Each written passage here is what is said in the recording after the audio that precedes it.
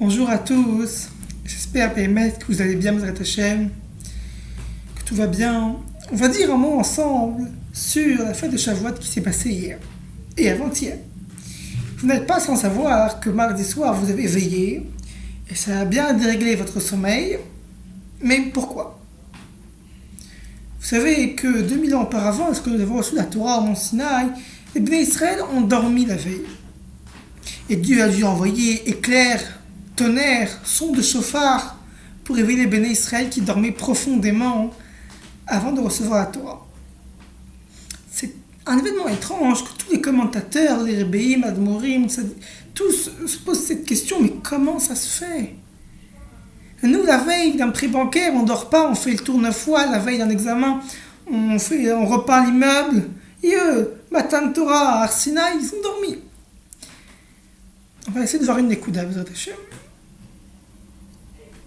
En vérité, il y a un midrash, un très beau midrash qui nous dit que Akadosh Baruch Hu a envoyé un ange qui a proposé la Torah à toutes les nations.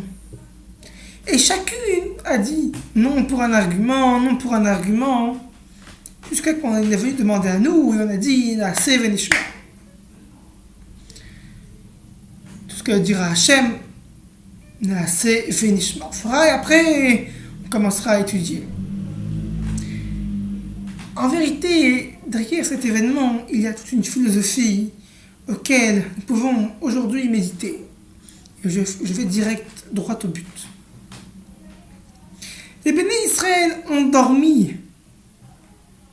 Ils savaient, ils étaient conscients dans leur conscience, c'est un peu logique, on est souvent conscient de notre conscience, que Dieu allait proposer avant eux la Torah aux autres nations. Et donc, que peut-être l'éventualité allait se proposer, que l'hypothèse serait qu'une des nations précédentes accepterait la Torah. Et donc, qu'elle sera déjà prise. Et donc, qu'est-ce qui s'est passé? Ils ont dormi. De là, un grand enseignement, une grande question rhétorique qui se pose. Peut-on être un Béné Israël sans la Torah? Le fait d'avoir dormi, c'est de dire, bon, peut-être d'autres nations vont l'accepter. C'est sûr, c'est tellement magnifique cette Torah, cette lumière, cet enseignement, que c'est sûr que si on propose ça à un Français, à un Arabe, à un Portugais, il va l'accepter. C'est ce que pensent les Bnei Israël. Ils ont dit, c'est sûr que les peuples ils vont accepter la Torah. Donc ils ont dormi. Et donc en pensant ça, ils ont dit, dans leur inconscient, là, on va continuer à être Bnei Israël sans la Torah. Mais de là, la question elle se pose en 2017. Mais est-ce que Béhémet, on peut être juif sans la Torah? Est-ce qu'on peut être juif, mais un juif laïque? Est-ce qu'on peut être juif, mais un juif athée? C'est ça ce qui ressort de cet enseignement.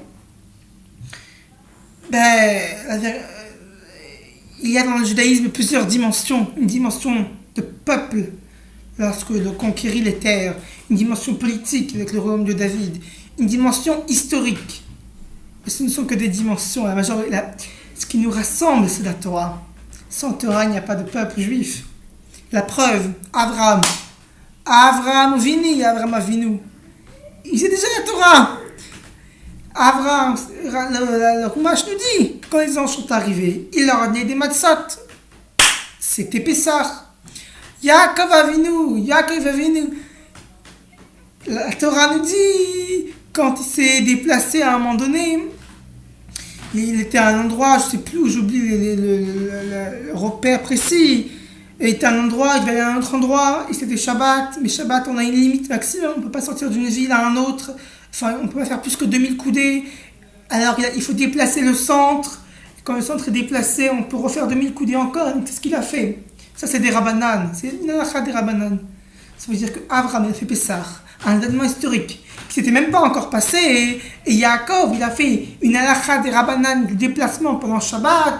Alors qu'il n'y avait pas encore Shabbat, il n'y avait même pas encore les Rabbanan. Les Chachamim, c'est bien après. Là, la question, la Torah, c'est le fruit de l'histoire, ou l'histoire, c'est le fruit de la Torah? Eh bien, si la Torah, c'était le fruit de l'histoire, alors Abraham et Yaakov, ils n'auraient pas fait des mitzvot. C'est l'histoire qui est le fruit de la Torah. C'est l'histoire qui se fait par rapport à ce que dit la Torah. Et c'est comme ça qu'on comprend la Gemoré qui dit qu'après Mashiach, on fera plus les mitzvot. Qu'est-ce que ça veut dire? Après Mashiach, on fera plus les mitzvot. Il va faire tout ça pour ça. Parce qu'après Mashiach, on fera les mitzvot. Mais ce ne sera plus des mitzvot. Ce ne sera plus des obligations. Ce sera naturel pour nous. On les fera comme Avraham, il l'a fait, les matzot. Et comme Yaakov, il a fait la des Rabbanan. Ce sera naturel.